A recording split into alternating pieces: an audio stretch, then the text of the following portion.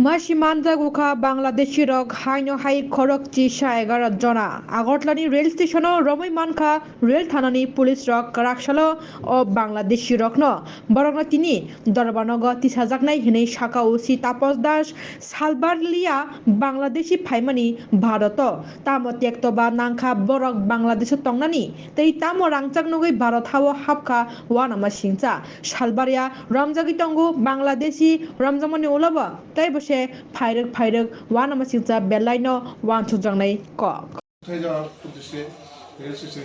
হ্যাঁ আমরা গতকালকে আমরা আগরতলা রেল স্টেশন থেকে 11 জন বাংলাদেশি নাগরিককে আমরা গ্রেফতার করেছি। এর মধ্যে একজন মাইনরও আছেন। তো অ্যাকচুয়ালি তারা কোনো ভ্যালিড ডকুমেন্ট ছাড়া ওই বর্ডার ক্রস করে আমাদের আগরতলা রেল স্টেশনে চলে আসে। মানে তারা জিজ্ঞাসা করলে বলে কেউ কলকাতা, কেউ বেঙ্গালুরু, কেউ চেন্নাই যাবেন। তো এই জন্য আমরা গতকালকে আমাদের আগরতলা জিআরপি থানাতে তাদের বিরুদ্ধে একটা মামলা নিয়েছি। আমাদের যে 1 জুলাই থেকে বিএনএস যারা চালু হয়েছে ওই সব কিছু নিয়ে।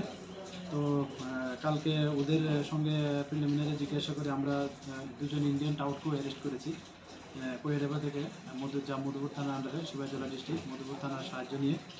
তো আজকে আমরা তাদের মহামান্য আদালতে প্রেরণ করছি উইথ পুলিশ রিমান্ড চেয়েছি। এখন দেখা যাক আরও কি বেরিয়ে আসে। তাদের কাছ থেকে কী পাওয়া গিয়েছে? তাদের কাছ থেকে অ্যাকচুয়ালি তাদের সবারই স্মার্ট মোবাইল ফোন আছে এবং কিছু বাংলাদেশি ডকুমেন্ট পাওয়া যায় এবং ইন্ডিয়ান কারেন্সিও পাওয়া যায় তাদের কাছে।